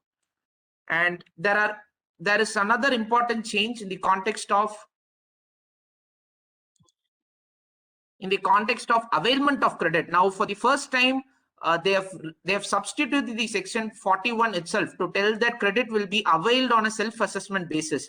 I think this amendment is particularly maybe due to an offshoot of the Bharti Airtel case, wherein one of the Airtel person went and claimed a refund of the tax, citing it as a provisional amount. I think the government wants to do away that particular a difference of opinion as well, and they have introduced this particular concept of availment of credit for the first time, and they have told that it is not on a provisional basis, it will be on a self-assessed basis, and it will be in the electronic credit ledger directly through the return, and there will be certain rules which will be prescribed for that as well. And another important amendment which has come up is the case wherein a supplier fails to make payment of tax. The recipient will be forced to reverse the credit along with interest as may be applicable. But once the supplier has discharged the tax, the recipient can reclaim the credit. Again, we will have to wait and watch for how the rules are being prescribed for this, because there is already a reversal mechanism under 16.2 proviso for non-payment of invoice within 180 days. Now, how this overlap will take place is something we'll have to wait and watch for. And one last amendment is that in ITC is that they have reduced the rate of interest for availment and utilization of ITC from 24 to 18%. And this is with effect from 1st July 2017. And they have also clarified that interest will be applicable only when the ITC is availed, unutilized, and not availed or utilized. And there are few other procedural related changes. One couple of major changes that I would like to discuss here is time limit to avail credit, time limit to amend invoice, time limit to issue credit notes. All have been extended till 30th of November. Instead of previously the due date was due date for furnishing return of the September of the following financial year. Now they've changed that to 30th November. While it makes real sense to see the issuance of credit note and amendment of invoices, 30th November date for availment of credit seems like to be out of place, and we would expect a clarification from the board on this particular aspect, because credit is availed in the electronic credit ledger as per section 41, and you cannot have a time limit of 30th November when there is no time limit prescribed of 30th November in any other law, in any other place for furnishing of returns. That is one inconsistency that the government needs to address. Second point is that transfer of amount available in electronic cash ledger. Previously, it was available only within the same registration. Now they have allowed that benefit to be done across registrations as well. Now, so if you are a person having a branch in Tamil Nadu and branch in Delhi, you can transfer the excess cash balance in IGST and IGST as IGST and CGST to the registration in Delhi. So broadly, these were the changes. And one more important thing, they have for the first time they've given the relevant date for filing of refund claims in case of supplies to AZZ. Till date, there was no such relevant date prescribed in law. There was a lot of confusion at the ground level. They have prescribed the date as due date of monthly tax payment under the GST returns, which is section 39 returns. Now, broadly, these are the changes under the GST law. These changes were as part of the 43rd and 45th Council recommendations. So more likely than not, the changes pertaining to GST are being happening on once in 2 month basis, and only the few legislation changes which they are doing at times is being reflecting over a period of time. And these changes are likely to get effect only after the state governments have also passed the respective enactments. And in our experience, as we see in the past 2 years, it is generally taking place in the next January. So Finance Act 22 amendments are generally getting affected only from 1st January 23, as I have seen. But if the state government decides to pass it much earlier, then the amendment may be effective from a prior date to that as well. Now, moving on to customs, there were quite a few changes in the rate structure as well, and they want to reduce the import of capital goods and project import related schemes slowly, and they have decided to make a moderate tariff rate of 7.5% for those goods. And one important clarification which has come as part of budget is that applicability of social welfare surcharge on goods exempted from basic customs duty. Pursuant to Unicorn ruling and pursuant to Gemini edible oils of the Madras High Court, there was a lot of confusion whether goods which are exempted from levy of basic customs duty should we still pay the social welfare surcharge or not, because social welfare surcharge is calculated on the basic customs duty. If the basic customs duty tantamount to nil, then the social welfare surcharge should also be nil. While the ruling of the Supreme Court and Madras High Court were not in favor of the appellant, were in the favor of the taxpayer, the board clarified that the social welfare surcharge would still be applicable at the time when the Madras High Court ruling came. But however, subsequently, they have come up with a new clarification to tell that once the goods have been exempted from levy of basic customs duty, then social welfare surcharge is also exempted, because there is no concept of levy of social welfare surcharge on a notional amount. I think this is a very welcome clarification which the trade was expecting, and this clarifies a lot of confusions which was prevailing in the first place, and the confusions have been put to rest. And there are few digital agendas of the government from the customs side as well. They would want to integrate all the SEZ related aspects into the customs portal, which got introduced in the last budget. They would also want the SEZ related items to come into that. And any import related exemptions, they would also want to track it through an INN number, which is called as import identification number. They would want to do it on an online basis. Much important amendment this time in the budget and relating to customs was amendment of the proper officer and consequent amendments in that. The amendments were majorly made to overcome the ruling of the Supreme Court in case of Canon, wherein the Supreme Court held that the proper officer under customs did not include the ambit of DRI or any other DGCA authorities. So to overcome that particular ruling and to give effect to all the notices which have been issued by such authorities in the past, the amendments have been made in the customs law to tell them that yes, they are the proper officers and they are authorities under the Customs Act. Number two, there is also a validation act which has been prescribed to give to revive all the show cause notices which were issued in the past. Now there are a host of litigations which are pending in various high courts citing this canon ruling. All those things will have to be looked out for as to how these rulings are being undertaken, and whether an aspect of a jurisdiction can be changed through a validating act is something which the courts have to address in the upcoming days. So anyone facing a notice under the canon will have to make a note of this particular ruling. And one other important amendment is that advance ruling now is applicable only for a period of 3 years or till a change in law, whichever is earlier. For all the existing advance ruling which have come in the customs law, I think it is applicable for 3 years from the date of the Finance Bill 22. So one other, I think Sriram sir covered this SEZ law to be replaced by a new legislation where states will also be a partner in that. So I think the major changes have been more towards on the digital agenda and on the removal of few of the to overcome few of the rulings of high courts and Supreme Courts. I think much was expected in this budget, but what we have is what we have. With this, I thank the SICI and the team for providing me this opportunity. Thank you, sir. Over to you, sir. Thank you, Ramani. Thank you for that quick presentation on indirect tax proposal. So overall, it looks like, as concerned, there have been quite a good positive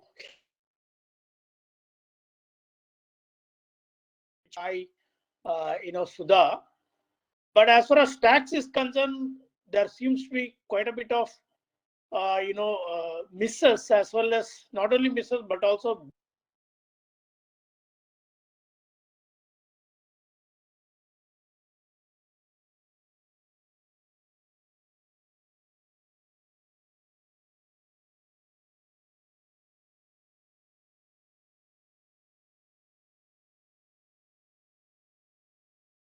the taxpayer set out for his eligibility, and somewhere that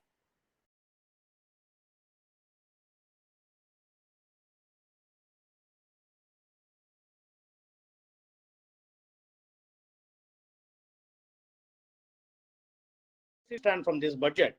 But having said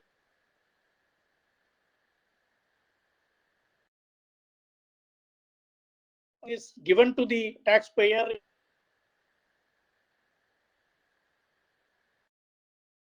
to be more and more system driven rather than human being driven, so that to that extent the arbitrariness can be at least be avoided.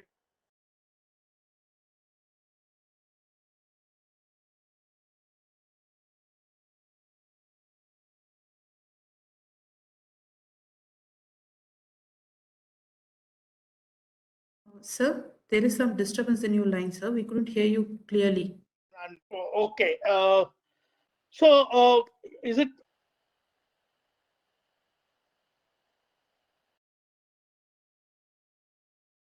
power is off, Bhavani? So I would like to then consider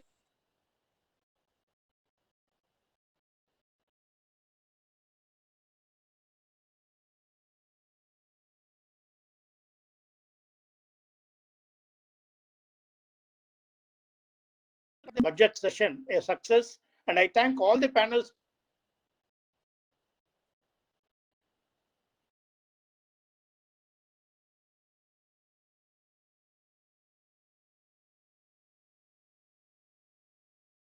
Sriram, we could not hear you. Yeah, there is some. So we could not hear you. Okay. Suresh, can you provide a Yeah. vote of thanks? Yeah.